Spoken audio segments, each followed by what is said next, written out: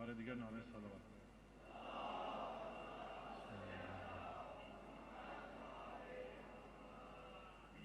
اعوذ باللہ من الشیطان الرجیم. بسم اللہ الرحمن الرحیم. الحمد للہ رب العالمین بارئ الخلائق اجمعین، والصلاة والسلام على اشرف الانبیاء والمرسلین حبیبنا وحبیب الہ العالمین ابی القاسم المصطفى محمد.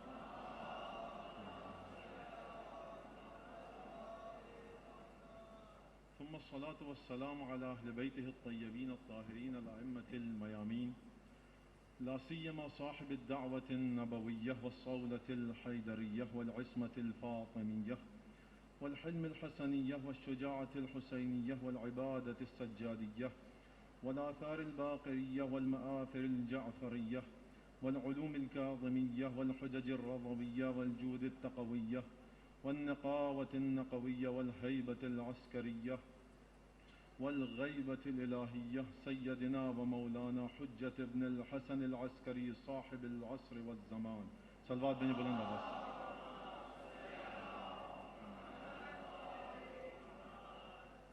واللعنة الدائمة على أعدائهم أجمعين من الآن إلى قيام يوم الدين. أما بعد، فقد قال الله تبارك وتعالى في قرآنه المجيد وفرقانه الحميد: أعوذ بالله من الشيطان الرجيم. فلا وربك لا يؤمنون حتى يحكموك فيما شجر بينهم ثم لا يجدوا في أنفسهم حرجا مما قضيت ويسلموا تسليما. صدق الله ومولانا رسوله الكريم وأئمتنا المعصومون. میرے خیال سے مجھے جو وقت دیا گیا ہے وہ 25 منٹ ہے. 25 منٹ ہی ہے میرا وقت. تو کوشش کروں گا کہ اس 25 منٹ میں جو کچھ آپ کی سما خراشی کرنی ہے اور معروضات پیش کرنے ہیں اور اپنی جیسی تیسی کوشش ہے شہنشاہ وفا حضرت ابو الفضل عباس علمدار علیہ الصلوۃ والسلام کی شان میں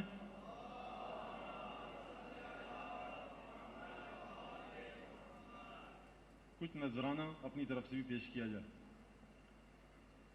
دیکھیے، ہم یہاں پر جمع ہوئے ہیں، آپ سب کو پتہ ہے کہ غازی کی یاد منانے کے لیے، ان کی ولادت کا جشن منانے کے لیے. تمام چیزوں کو انجام دینے سے پہلے، مخصوصاً ان ہستیوں کی یاد منانے سے پہلے، ایک بات ہمیں ضرور سوچنی چاہیے کہ ہم کس کی یاد منا رہے ہیں.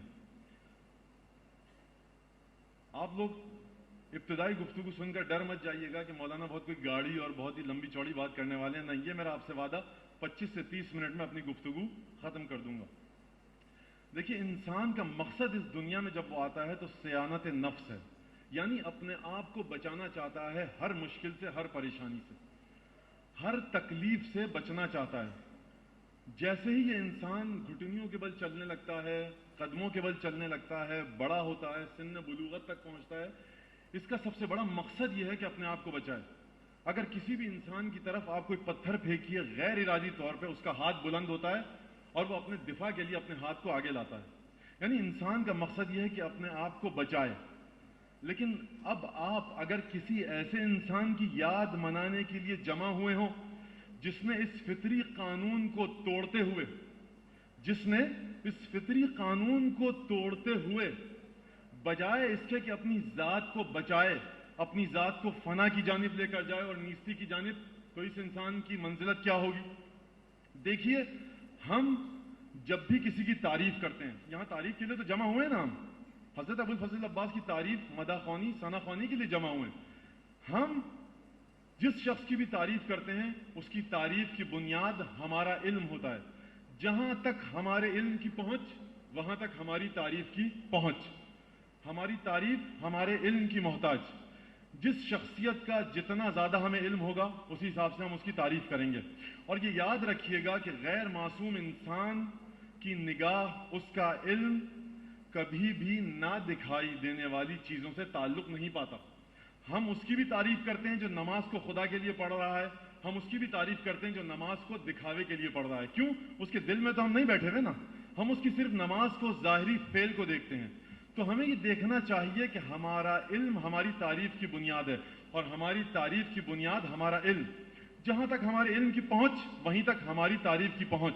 تو سب سے پہلے مرحلے پر جو پہلا نتیجہ مجھے لینا ہے وہ یہ آپ حضرات کے سامنے کہ کبھی بھی ان محافل میں آ کر خدا نخواستہ یہ غلطی نہ کر بیٹھیے گا کہ ہم نے تعریف کا حق ادا کر دیا، مداحی کا حق ادا کر دیا، معرفت کا حق ادا کر دیا، قطعاً نہیں۔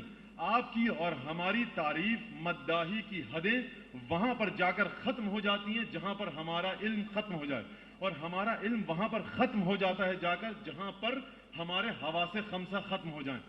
دیکھنا، سننا، سونگھنا، چکھنا اور چھونا، یہ 5 حواس ہیں ہمارے۔ دیوار کے پیچھے کی چیز مجھے نظر نہیں آ رہی، میرے علم کی حد یہی دیوار ہے۔ سن میں اس چیز کو نہیں سکتا جس کی فریکوینسی کی مقدار معین ہو، میرے سننے کی ایک حد ہے، اس سے آگے میری حد نہیں جا سکتی۔ تو میرے بھائیوں، میرے عزیزوں، ہمارا علم جہاں تک جائے گا وہاں تک ہماری تعریف، اور ہمارے علم کے بارے میں خدا نے ایک عجیب آیت نازل کی قرآن میں، اور وہ آیت نازل کر کے خدا نے انسان کے علم کو، عام انسانوں کے علم کو 2 کوڑی کا کر دیا۔ وہ آیت کون سی ہے؟ وما اوتیتم من العلم الا قلیلا۔ دیکھیے، ہمیں ناز ہے، افتخار ہے، جتنے حضرات بھی تقریر کے ذریعے ائمہ کی اور امامزادوں کی مدح سرائی کرتے ہیں، افتخار ہے، ہمیں غرور ہے، ہمیں فخر ہے ان شعراء پر کہ جو شعر کے ذریعے امامزادوں اور ائمہ کی مدح خوانی کرتے ہیں۔ ہے افتخار یا نہیں ہے؟ غرور ہے ہمیں اس پہ یا نہیں ہے؟ فخر ہے یا نہیں ہے؟ ہے نا فخر؟ تو دیکھیے، اس غرور، فخر اور افتخار کو جب بھی اپنے دل میں امٹتا ہوا پائیں، یہ خیال ضرور رکھیے گا کہ آپ کا یہ افتخار، آپ کی یہ مدح خوانی، آپ کی یہ ثنا خوانی آپ کے علم کی حدوں سے آگے نہیں جا سکتی۔ اور آپ کے علم کی حد کیا ہے؟ وما اوتیتم من العلم الا قلیلا، کہ دیکھو اے انسانوں، تمہیں علم میں سے سوائے تھوڑے سے علم کے کچھ نہیں دیا گیا۔ اب یاد رکھیے، جب بھی حضرت عباس کی تعریف کریں تو یہ یاد رکھیے گا کہ تعریف میں حضرت عباس کی شخصیت کے تمام پہلوؤں کو آپ نہیں سمیٹ پا رہے، کیونکہ خدا نے یہ کہہ دیا کہ وما اوتیتم من العلم الا قلیلا، تمہیں سوائے تھوڑے سے علم کے اور کچھ نہیں دیا گیا۔ یعنی ہم شمع برابر، ذرہ برابر شاید ابو الفضل عباس کی تعریف اور مدح خوانی کر سکیں۔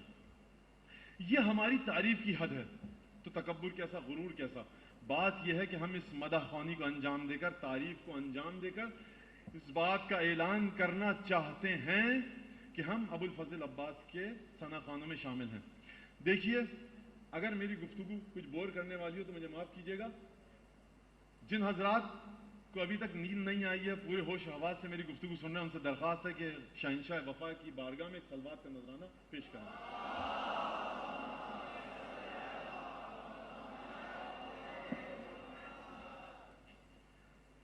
ہم اپنے علم کے محتاج، علم ہمارا وما اوتیتم من العلم الا قلیلا۔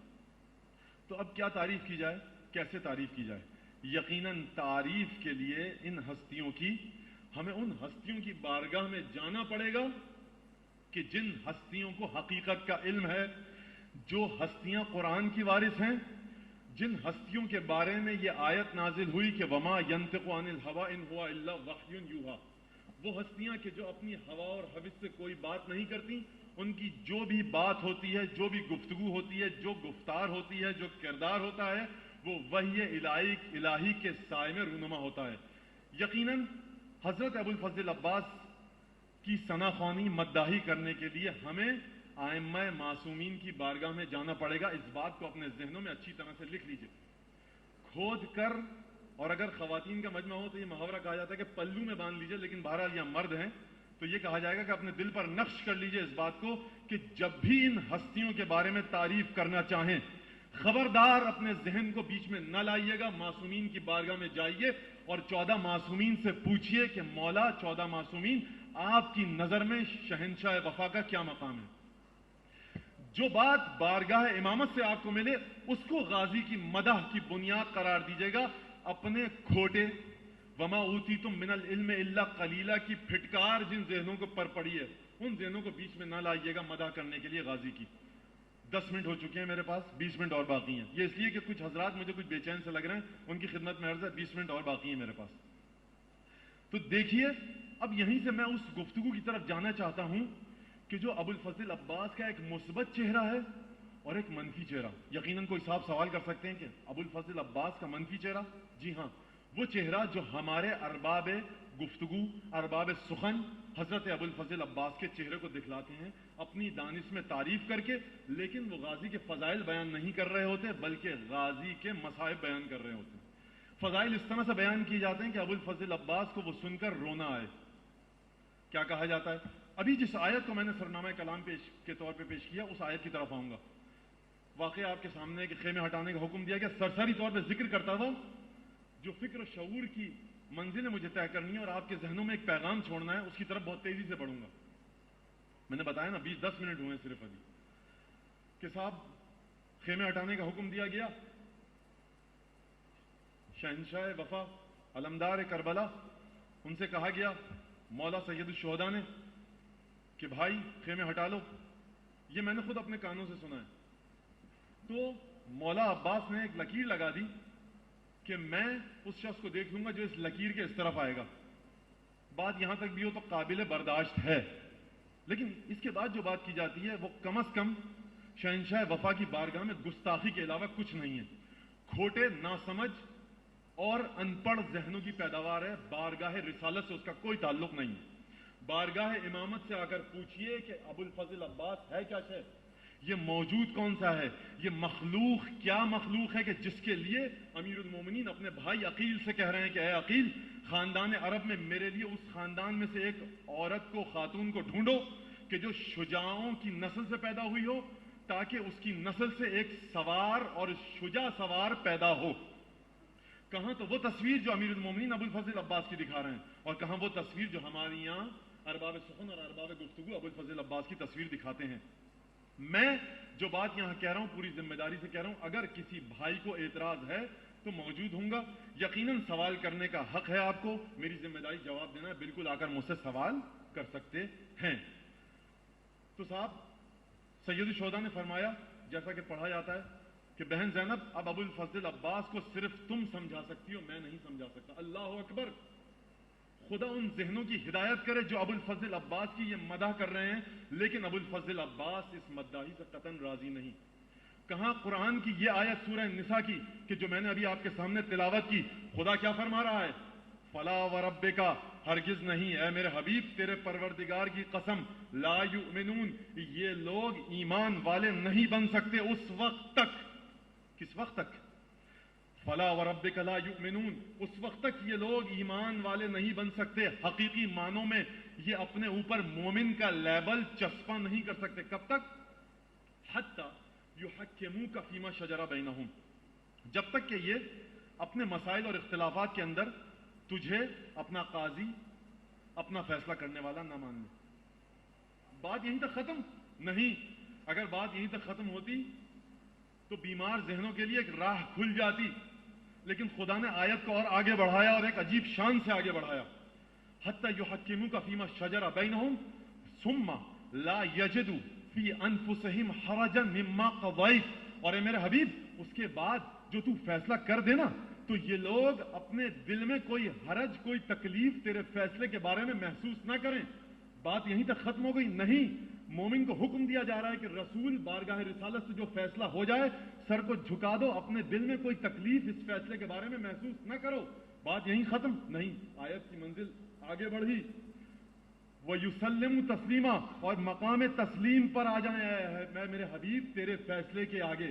یعنی قرآن ایمان کا معیار بتلا رہا ہے کہ اے میرے حبیب جب یہ مسلمان تیرے فیصلے کے سامنے سر تسلیم خم کر دیں, مقام تسلیم پر آ جائیں. دیکھیے صلوات بھیجیں محمد و آل محمد پہ.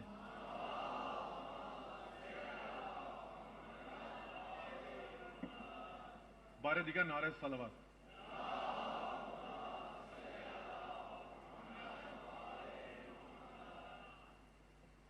صاحبان ایمان کی جو صفت بتلا رہا ہے خدا قرآن میں, وہ یہ کہہ رہا ہے کہ تیرے فیصلے کے مقابلے میں کوئی حرج محسوس نہ کریں, اور اس کے بعد مقام تسلیم پر آ جائیں.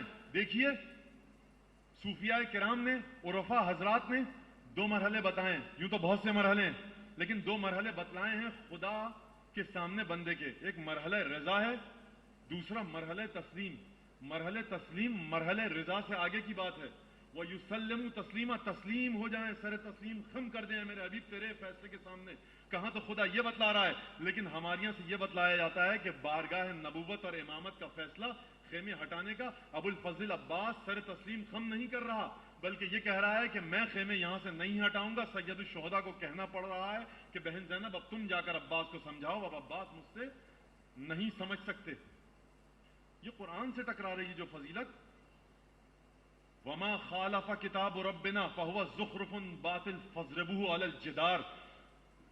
جو بات قرآن کی مخالف ہو, امام فرما رہے ہیں, جو بات قرآن سے ٹکرائے, جو بات قرآن سے متصادم ہو, وہ بکواس ہے, باطل ہے, اس کو دیوار پر مار دو. ہم سے اگر منسوب ہے, ہم نے نہیں کہی. یہ فضیلت کیسے ہو سکتی ہے ابو الفضل عباس کی؟ آیت یسلم تسلیمہ کہہ رہی ہے. غزوہ احزاب کا واقعہ کہ جب اللہ نے, دیکھیے میں اس منزل کو بتلانا چاہ رہا ہوں کہ جو ابو الفضل عباس جس مقام پر کھڑے ہیں, البتہ تب بھی کامیاب نہیں ہو سکتا. کیوں؟ کیونکہ جس ہستی کو بارگاہ امامت سے وفاداری کی سند مل جائے اس کو ہم اور آپ نہیں سمجھ سکتے, نہیں بتلا سکتے. فضول ہے کما ہوا حق ہو, اس کی مدح کا حق ادا کر دیں, نہیں کر سکتے. بیٹھنے کا مقصد صرف یہ ہے کہ معرفت روز بروز بڑھے, اطاعت کا جذبہ روز بروز بڑھے. اگر کوئی یہ سمجھ سکتا ہے کہ قلزم اور اقیانو سے فضائل ابو الفضل عباس کو نوش جان کر سکتا ہے, وہ سخت غلطی میں ہے. اس غلطی کو اپنے ذہن سے نکال دے. صرف اس دریا کا, اس سمندر کا, اس بحر ناپیدا کنار کا تماشا کر سکتا ہے, اس کے ذریعے اپنی معرفت میں اضافہ کر سکتا ہے, اس کی تہ تک کبھی نہیں پہنچ سکتا. جب سلمان فارسی کے بارے میں رسول خدا اور امیر المومنین یہ فرمائیں, سلمان فارسی کون؟ سلمان بحر لا ینزف و کنز لا ینفد. سلمان ایسا سمندر ہے کہ جس کی تہ تک نہیں پہنچا جا سکتا. سلمان ایسا خزانہ ہے جو کبھی ختم نہیں ہو سکتا. تو ابو الفضل عباس کہاں کہ جو صلب امیر المومنین جس کا افتخار, ام البنین جیسی عظیم المرتبت ہستی جس کی مادر گرامی, زینب جیسی خاتون معظمہ عالمۃ غیر معلمہ فہمۃ غیر مفہمہ, مبین و مفسر وہی زینب جیسی خاتون جس کی بہن کہلائے, حسن اور حسین جس کے بھائی کہلائیں, اس شخص کی فضیلت کو ہم درک نہیں کر سکتے. اگر اس شخص کی فضیلت کو بیان کرنا ہے تو سوائے امام کے اقوال کے خبردار کوئی قدم کہیں اور نہ بڑھے, خبردار کوئی ذہن کہیں اور نہ جائے, خبردار کوئی سوچ کہیں اور نہ جائے. یہ ابو الفضل عباس, غزوہ احزاب, غزوہ خندق, خدا نے کیا فرمایا؟ خدا نے یہ فرمایا کہ جب غزوہ خندق اور غزوہ احزاب کی بات, سورہ احزاب کے اندر خداوند تعالیٰ نے یہ فرمایا ہنالک ابتلی المؤمنون, یہاں پر مومنین کا امتحان لیا گیا. وزلزلوا زلزالا شدیدا, مومنین کو ایک زبردست جھٹکا دیا گیا, ایک زلزلہ طاری کیا گیا مومنین کے اوپر. امتحان لینا تھا نا غزوہ احزاب میں مومنین کا امتحان لینا تھا. اب جب مومنین کا امتحان لینا تھا تو خدا نے مومنوں کی صفت بھی بتلائی اور منافقوں کی صفت بھی بتلائی. منافقوں نے کیا کہا کفار کے لشکر کو دیکھ کے؟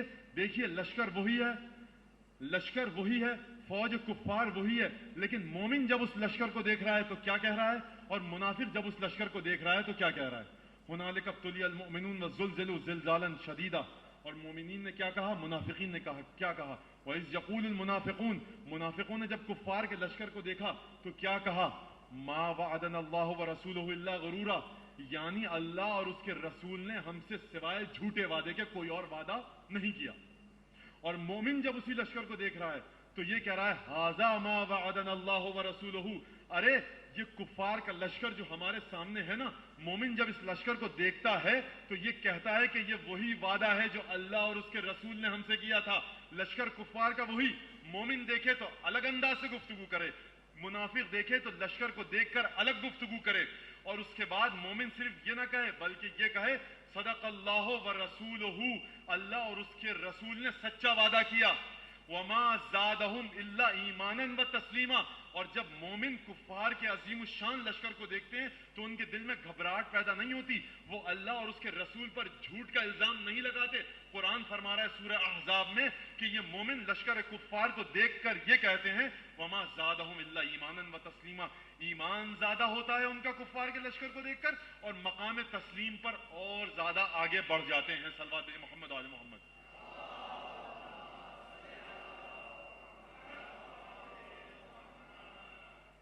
یقیناً اگر جنگ احزاب رسول کے پرچم کے نیچے ہو رہی ہے, پرچم عصمت کے ساتھ جنگ احزاب ہو رہی ہے, تو جنگ کربلا اور جنگ احزاب میں کوئی فرق نہیں.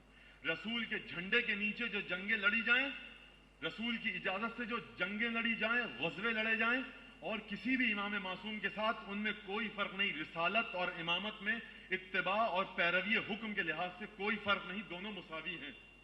تو اس کا مطلب یہ ہوا کہ ابو الفضل عباس اس آیت کی روشنی میں مقام تسلیم پر فائز ہیں، مقام رضا سے بھی گزر کر آگے تک پہنچ چکے ہیں۔ تو یہ کیسے ہو سکتا ہے کہ ابو الفضل عباس کی زندگی کو ہم ایسے بیان کریں کہ اس میں کوئی ایسا نقطہ ہمیں دکھائی دیا جائے کہ جس میں ابو الفضل عباس جو مقام تسلیم پر فائز ہے، جو فنا ہو چکا ہے امام حسین علیہ السلام کے اندر، وہ ٹکراتا ہوا نظر آئے حکم امام سے؟ نہیں، یہ مدح نہیں ہو سکتی ابو الفضل عباس کی۔ یہ مدح جب بھی کریں، مداحی جب بھی کریں اہل بیت کی بارگاہ سے۔ اب جب بات اہل بیت کی آئی، میرے پاس 10 منٹ اور ہیں، جب بات مداحی کی آئی اور اہل بیت سے مدد لینے کی، تو کہیں اور نہ جائیے۔ 2 زیارتیں شیخ عباس قمی نے نقل کی ہیں۔ شیخ عباس قمی علی اللہ مقامہ ورحمۃ اللہ علیہ رحمتاً واسعتاً۔ ابو الفضل شیخ عباس قمی ایک عجیب ہستی، عجیب شخصیت، یقیناً ان کے بھی فضائل بیان کرنے کے لیے ایک الگ تقریر چاہیے، لیکن بہرحال شیخ عباس قمی بارگاہ امامت اور درگاہ ابو الفضل عباس کے ایک خادم ہیں، خدمت عظیم الشان کی یہ کتاب لکھ کر اس میں 2 زیارتیں نقل کرتے ہیں وہ ابو الفضل عباس کی۔ ان زیارتوں کے جملے آپ کے سامنے میں کوٹ کروں گا، نقل کروں گا، اور اس کے بعد 11ویں امام کی ایک حدیث، اور پھر آپ سے التماس سے دعاؤں میں یاد رکھیے گا مجھے ہمیشہ، اور تمام مومنین مومنات کو، اور مخصوصاً امام زمانہ علیہ الصلوۃ والسلام کی تعجیل فرج کے لیے صلوات بھیجیں۔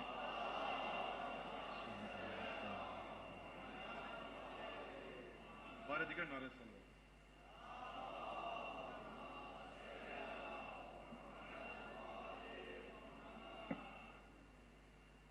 3 یا 4 جملے میں آپ کے سامنے نقل کروں گا کہ ابو الفضل عباس کہ جب ائمہ غازی عباس کی زیارت کو بتلا رہے ہیں کہ جب حرم ابو الفضل عباس میں جاؤ تو کیا زیارت پڑھو، یقیناً جو زیارت کے جملے ہیں وہ ہے مدح حضرت عباس کی، وہ ثنا خوانی ہے حضرت عباس کی، وہ حضرت عباس کے مقام کو بیان کرے گی جو زیارت معصوم کی بارگاہ سے آئی ہے ابو الفضل عباس کے شان میں، اور وہ اشعار، وہ تقاریر کہ جو معصومین کے کلمات کی روشنی میں مرتب اور مدون کی جائیں، وہ ابو الفضل عباس کے چہرے کو صحیح معنوں میں بتلائیں گی۔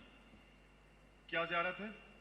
السلام علیکہ یبنا امیر المؤمنین، سلام ہو آپ پر اے امیر المؤمنین کے بیٹے، والسلام اللہ والسلام ملائکتہ المقربین، اللہ کا سلام ہو آپ پر اے عباس، اور اللہ کے فرشتوں کا، کون سے فرشتے؟ ہر فرشتہ نہیں، اللہ کے مقرب فرشتوں کا سلام ہو آپ پر۔ یہ دیکھیے آپ، یعنی بارگاہ غازی وہ بارگاہ ہے کہ جہاں پر اللہ، رسول اور اللہ کے مقرب فرشتوں کا سلام بھیجنے کا حکم دیا جا رہا ہے ہمیں بارگاہ امامت سے۔ یہ ابو الفضل عباس ہے۔ اور اس کے بعد مولا نے فرمایا، چھٹے امام نے، کہ جب جاؤ حرم ابو الفضل عباس میں، اور اس کے بعد جا کر یہ زیارت پڑھنا اور زیارت میں گواہی دینا۔ کیا گواہی دینا؟ دیکھیے ابو الفضل عباس کی شخصیت کا جو محور ہے وہ تسلیم ہے امام وقت کے سامنے، فنا ہے امام وقت کے سامنے، اپنی ذات کو مٹا دیا۔ جو میں نے شروع میں تقریر کے جملہ عرض کیا تھا آپ کے سامنے کہ انسان کی فطرت اور طبیعت یہ ہے کہ اپنے آپ کو بچاتا ہے، صیانت ذات کا بچاؤ چاہتا ہے۔ یہ کہا تھا میں نے یا نہیں کہا تھا؟ یاد ہے یا آپ لوگ بھول گئے؟ یاد ہے؟ اگر یاد ہے تو صلوات بھیجیں محمد آل محمد۔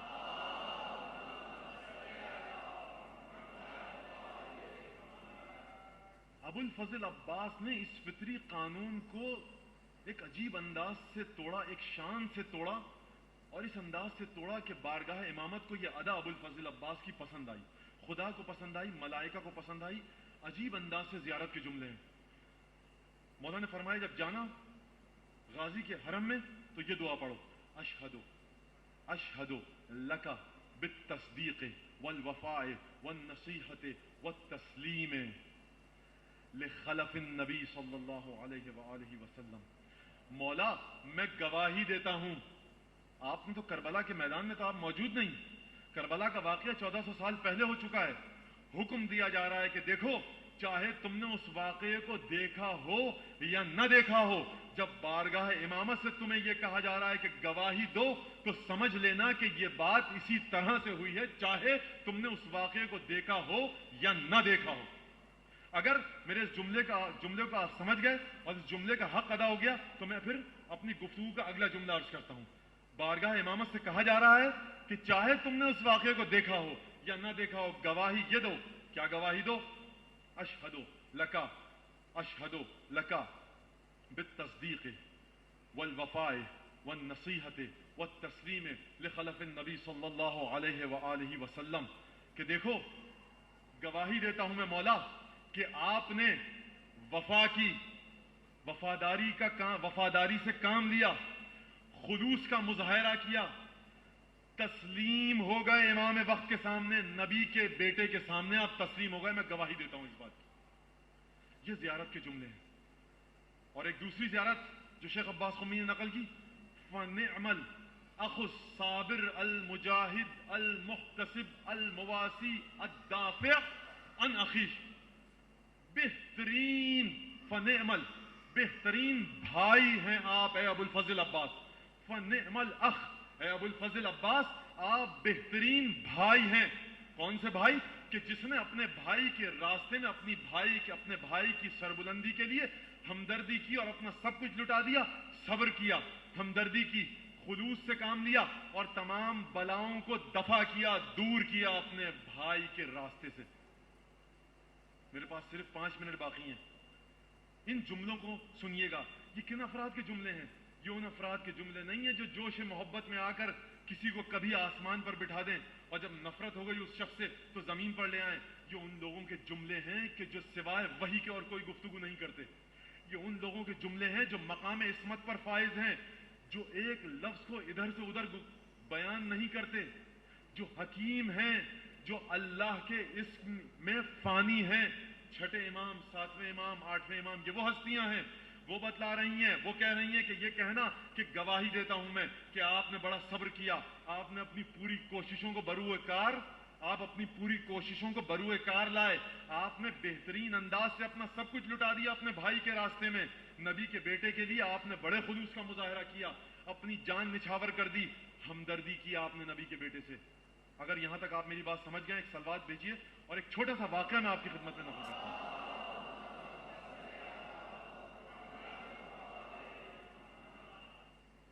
تیسرے امام تشریف فرما ہے، اصحاب بیٹھے ہیں. اب حدیث پڑھا رہے تھے، تفسیر کا درس دے رہے تھے، توحید کا، امامت کا، قیامت کا، مجھے نہیں پتا کیا درس دے رہا تھا میرا مولا. سید ساجدین کیا گفتگو فرما رہا تھا اصحاب کے ساتھ مجھے نہیں پتا، بس روایت کے جملے ہی ہیں. رو بیا انا سید الساجدین علی کے تیسرے امام سید سجاد بیٹھے ہوئے تھے. فنظر الى عبید اللہ ابن العباس ابن علی ابن ابی طالب، کہ یکایک مجلس میں ایک نوجوان، ایک نوعمر لڑکا داخل ہوا. کون تھا وہ لڑکا؟ عبید اللہ ابن عباس ابن علی ابن ابی طالب. سمجھ گئے آپ لوگ؟ حضرت عباس کا لڑکا کون؟ عبید اللہ. مجلس میں داخل ہوا، جیسے ہی سید سجاد کی نگاہ پڑی، فاستعبرہ، مولا کی آنکھوں میں اشک آ گئے. مولا نے احترام کا مظاہرہ کیا اس بچے کے لیے. اصحاب نے پوچھا کہ ابن رسول اللہ، سوالیہ نگاہوں سے، یقیناً روایت کے جملے نہیں ہیں لیکن پڑھتے وقت جس چیز کا مجھے احساس ہوتا ہے وہ یہی کہ یقیناً اصحاب نے سوال کیا ہوگا. مولا نے فرمایا دیکھو، ما من یومن، میرے پاس صرف 3 منٹ ہیں، میں اس واقعے کو ختم کرنا چاہتا ہوں. ما من یومن اشد من یوم احد علی رسول اللہ صلی اللہ علیہ وآلہ وسلم قتل فیہ عمہ حمزہ بن عبد المطلب اسد اللہ و اسد رسولہ. دیکھو، رسول کے اوپر سب سے کٹھن دن جو آیا تھا وہ جنگ احد میں آیا تھا. کیوں؟ کیونکہ اس دن ان کے عزیز چچا حمزہ بن عبد المطلب شہید ہو گئے تھے. اور حمزہ کون؟ حمزہ وہ کہ جو اسد اللہ اور رسول کے بھی شیر تھے، اللہ کے بھی شیر تھے. وبعدہ، اور جنگ احد کے بعد جو سب سے کڑا اور کٹھن دن آیا رسول کے اوپر، یوم مؤتہ، جنگ مؤتہ کا دن آیا. جنگ مؤتہ کیا؟ کون قتل ہوا اس کے اندر؟ قتل فیہ ابن عمہ، جب ان کے چچا کا بیٹا جعفر ابن ابی طالب، حضرت جعفر طیار شہید ہوئے. اور اس کے بعد کون سا دن آیا؟ ولا یوم کا یوم الحسین، ولا یوم کا یوم الحسین. اور اس کے بعد کا جو دن آیا، حسین کے دن کی طرح کوئی دن نہ تھا. حسین کے دن کی خصوصیت کیا تھی؟ مولا سید سجاد بتلا رہے ہیں حسین کے دن کی خصوصیت. فرما رہے ہیں ازدلف الیہ 30,000 رجل، کہ جب ہمارے والد حسین کے اوپر 30,000 آدمیوں نے حملہ کیا، اور وہ 30,000 آدمیوں نے جب حملہ کیا سب کے سب یہ سمجھ رہے تھے یزعمون انہم من هذه الامہ، سب کے سب 30,000 یہ سمجھ رہے تھے کہ ہم رسول کی امت میں سے ہیں، وَيَتَقَرَّبُونَ إِلَى اللَّهِ عَزَّ وَجَلَّ بِدَمِهِ، اور سب کے سب خدا کی رضا پانے کے لیے ہمارے باپ کا خون بہانے پر تیار تھے، وَهُوَ بِاللَّهِ يُذَكِّرُهُمْ فَلَا يَتَّعِظُونَ، اور ہمارے بابا حسین خدا کی مسلسل ان کو یاد دلا رہے تھے، لیکن لشکر یزید نصیحت حاصل نہیں کر رہا تھا۔ اور اس کے بعد مولا نے بتایا یہاں تک کہ پھر یہ فرمایا کہ رحم اللہ العباس، خدا کی رحمتیں نازل ہوں عباس پر۔ میرا وقت ختم ہو گیا، اس واقعے کو ختم کر کے میں جا رہا ہوں بس۔ رحم اللہ العباس، خدا کی رحمتیں نازل ہوں ہمارے چچا عباس پر۔ لقد آثرا وابلا وفدا اخاہ بنفسہ، ابو الفضل عباس نے قربانی دی، ایثار کیا، ابلا بہترین امتحان دیا، وفدا اور اپنی جان کو قربان کر دیا اپنے بھائی کے لیے، حتی قطعت یداہ، یہاں تک کہ اس نصرت میں ابو الفضل عباس کے دونوں ہاتھ کٹ گئے۔ فَأَبْدَلَهُ اللَّهُ بِهِمَا جناحان، اللہ نے ان کے دونوں بازوؤں کے بدلے میں ان کو 2 پر عطا کیے ہیں، یطیر بہما فی الجنت مع الملائکہ۔ توجہ رکھیے گا اس حدیث پر کہ وہ پر عطا کیے ابو الفضل عباس کو کہ جن پروں کے ذریعے ابو الفضل عباس بہشت میں ملائکہ کے ساتھ پرواز کر رہے ہیں، کمال جعفر ابن ابی طالب، بالکل ویسے ہی پر کہ جیسے جعفر ابن ابی طالب کو عطا کیے۔ اور اس کے بعد ایک اور جملہ فرمایا میرے امام نے، سید سجاد نے، وَإِنَّ لِلْعَبَّاسِ عِنْدَ اللَّهِ تَبَارَكَ وَتَعَالَى مَنزِلَةً يَغْبِطُهُ بِهِ جَمِيعُ الشُّهَدَاءِ يَوْمَ الْقِيَامَةِ، اور ہمارے چچا عباس کے لیے اللہ کی بارگاہ میں ایک ایسی فضیلت ہے کہ قیامت میں تمام کے تمام ازل سے لے کر ابد تک جتنے شہداء آئے ہیں وہ ابو الفضل عباس کی فضیلت کو جب دیکھیں گے قیامت میں تو رشک کریں گے۔ ابو الفضل عباس کی فضیلت کو دیکھ کر ان کی آہیں نکل آئیں گی کہ کتنی عظیم فضیلت ہے ابو الفضل عباس کی۔ یہ ابو الفضل عباس کی فضیلت، یہ مقام ابو الفضل عباس کا تسلیم اور رضا امام وقت کے مقابلے میں۔ 11ویں امام کی ایک حدیث بتاؤں، میرے ٹائم سے 2 منٹ اور اوپر ہو گئے، لیکن میں اجازت لے کر 2-3 منٹ اور بس، اس کے بعد پھر میں واپس آ رہا ہوں۔ کہ مولا نے فرمایا 11ویں امام نے، جرو الینا کل حسنۃ، تمام کی تمام نیکیوں کو ہماری طرف لاؤ۔ 11واں امام فرما رہا ہے، وادفعوا عنا کل قبیح، اور ہر بری چیز کو ہم سے دور کرو، دفع کرو ہر بری چیز کو ہم سے۔ ابو الفضل عباس کی صفت کیا تھی؟ الدافع عن اخیہ، اپنے بھائی سے تمام برائیوں کو، تمام بلاؤں کو، تمام کٹھن چیزوں کو دور کرنے والا۔ 11واں امام اب آپ سے یہ کہہ رہا ہے، اب مجھ سے یہ کہہ رہا ہے کہ ہر بری چیز کو ہم سے دور کرو۔ مولا ایک سوال، میری گفتگو ختم، آپ عصمت کی منزل پر فائز ہیں، آیت تطہیر میں آپ کا ذکر، تمام پلیدیوں سے آپ کو دور رکھا گیا، تمام طہارتیں آپ کا مقدر، پھر آپ سے کس برائی کو ہم دور کریں؟ توجہ میری طرف ہے آپ کی یا نہیں ہے؟ مولا وادفعوا عنا کل قبیح کل سوء، ہر برائی کو، ہر بدی کو ہم سے دور کرو۔ مولا برائی تو آپ میں ہے ہی نہیں، ارے ہم آپ کو امام اسی لیے مانتے ہیں کہ آپ عصمت کا پیکر، نورانیت کا پیکر، برائی آپ میں ہے نہیں، پھر کس برائی کو آپ سے دور کریں گے؟ حکم کیا ہے؟ دیکھو ولا تکونوا شیئا علینا کونوا زینا لنا، دیکھو برائی تم اس طرح سے ہماری طرف مبذول کروا سکتے ہو، اگر تمہارے عمل میں کوئی کھوٹ ہوگا تو دوسرے دیکھنے والے یہ کہیں گے کہ شاید ان کے امام نے ان کو یہی سکھایا ہے، ان کا مسلک ان کو یہی سکھاتا ہے۔ آپ اپنے عمل کے ذریعے اگر مقام اطاعت امام پر ہیں، اگر حرام سے بچ رہے ہیں، اگر واجبات کو انجام دے رہے ہیں تو ابو الفضل عباس کی رحمتیں آپ کے اوپر ہیں۔ لیکن اگر حرام اور واجب میں کوئی فرق نہیں ہماری زندگیوں میں، اگر ہم اس اطاعت کے مرحلے پر نہیں جس اطاعت کے مرحلے پر ابو الفضل عباس، دیکھیے ابو الفضل عباس نے امتحان دیا، قبولیت کا درجہ پایا، پاس ہوئے اس امتحان میں، جب جا کر سید السجاد نے کہا لقد آثرا وابلا وفدا، امتحان میں کامیابی کے بعد ابو الفضل عباس کو یہ 3 میڈل ملے۔ یہ کیسے ہو سکتا ہے کہ ابو الفضل عباس کے جوتوں کی خاک کے برابر وہ شیعہ کے جس کی کوئی حیثیت نہیں، جس کی کوئی شمار و قطار میں کوئی مقام نہیں، جس کا ابو الفضل عباس کے غلاموں میں بھی نام نہیں آ سکتا، وہ شیعہ یہ کہے کہ مجھے اطاعت پروردگار کی ضرورت نہیں، میرے لیے بس مولا کی شفاعت کافی ہے، کیسے ممکن ہے؟ عقل کے خلاف بات ہے۔ یہ تمام باتیں پوری ذمہ داری کے ساتھ عرض کر رہا ہوں۔ یاد رکھیے ابو الفضل عباس آپ سے کچھ نہیں چاہتے۔ جس شخص کا، جس ہستی کا، جس مخلوق کا، جس امام زادے کا درجہ یہ ہو کہ سید سجاد اس کے بیٹے کو دیکھ کر رونے لگے اور یہ کہے کہ عجیب امتحان دیا عباس نے، چھٹا امام جس کے بارے میں یہ کہے مستکمل الایمان، عباس کا ایمان کمال کے درجے پر، صلب الایمان، عباس کا ایمان مضبوط، نافذ البصیرہ، عباس کی بصیرت، عباس کی نگاہیں بڑی گہری، جب چھٹا امام یہ کہے، جب ساتواں امام سید سجاد یہ کہیں، اس کا مطلب یہ ہے کہ وہ عباس اس کے یہ طور طریقے اور اس کے ماننے والوں کے طور طریقے الامان الحفیظ، الامان الحفیظ، الامان الحفیظ۔ اطاعت خدا کو اپنا پیشہ بنائیے، اطاعت خدا کو اپنا نصب العین بنائیے کہ یہی ابو الفضل عباس کی اطاعت ہے۔